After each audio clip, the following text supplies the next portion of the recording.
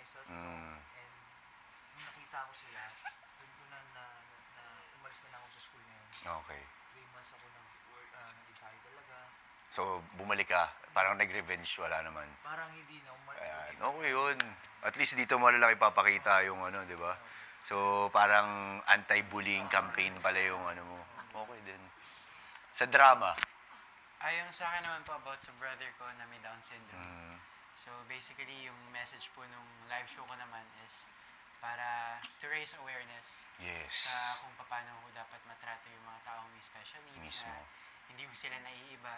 And kaya ko po na-relate yun sa experience ko kasi may brother po ako na may Down syndrome. Okay. And based po sa experience namin yung buong kwento. Weekly Task Leaders, Tagalog po.